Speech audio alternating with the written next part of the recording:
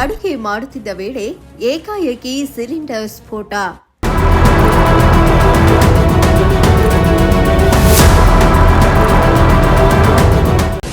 ತಾಯಿ ಮಗಳಿಗೆ ಗಂಭೀರ ಗಾಯ, ಆಸ್ಪತ್ರೆಗೆ ದಾಖಲು.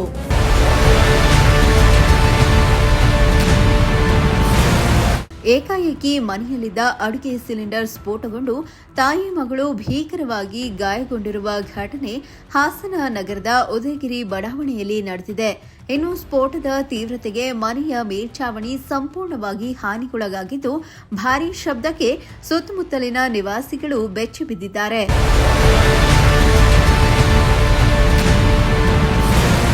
ಹಾಸನ ನಗರದ ಉದಯಗಿರಿ ಬಡಾವಣೆಯ ಪಶುವೈದ್ಯ ನಾಗೇಂದ್ರ ಅವರಿಗೆ ಸೇರಿದ ಮನೆಯಲ್ಲಿ ದಿಲೀಪ್ ಎಂಬುವರ ಕುಟುಂಬ ಬಾಡಿಗೆ ಪಡೆದು ವಾಸವಾಗಿದ್ರು.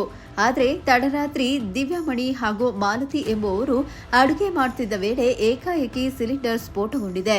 ಸ್ಫೋಟದ ತೀವ್ರತೆಗೆ ತಾಯಿ ಮಗಳು ಇಬ್ಬರು ಗಂಭೀರವಾಗಿ ಗಾಯಗೊಂಡಿದ್ದಾರೆ. ಗಾಯಾಳುಗಳನ್ನು ಸ್ಥಳೀಯರು ಕೂಡಲೇ ಹಾಸನ ಜಿಲ್ಲಾ ಆಸ್ಪತ್ರೆಗೆ ದಾಖಲಿಸಿದ್ದು ತುರ್ತು ನಿಗಾ ಘಟಕದಲ್ಲಿ ಚಿಕಿತ್ಸೆ ನೀಡಲಾಗುತ್ತಿದೆ. ಇನ್ನು ಸಿಲಿಂಡರ್ ಸ್ಫೋಟದ ರಭಸಕ್ಕೆ ಮನೆಯ ಮೇಲ್ಛಾವಣಿ ಕಿತ್ತು ಹೋಗಿದ್ದು, ಮನೆಯಲ್ಲಿದ್ದ ವಸ್ತುಗಳಿಗೂ ಹಾನಿಯಾಗಿದೆ. ಮಾಹಿತಿ ತಿಳಿಯುತ್ತಿದ್ದಂತೆ ಉದಯಗಿರಿ ಬಡಾವಣೆ ಠಾಣೆ ಪೊಲೀಸರು ಸ್ಥಳಕ್ಕೆ ಭೇಟಿ ನೀಡಿ ಪರಿಶೀಲನೆ ನಡೆಸಿದರು. ಪ್ರಕರಣ ದಾಖಲಿಸಿಕೊಂಡು ತನಿಖೆ ಮುಂದುವರೆಸಿದ್ದಾರೆ.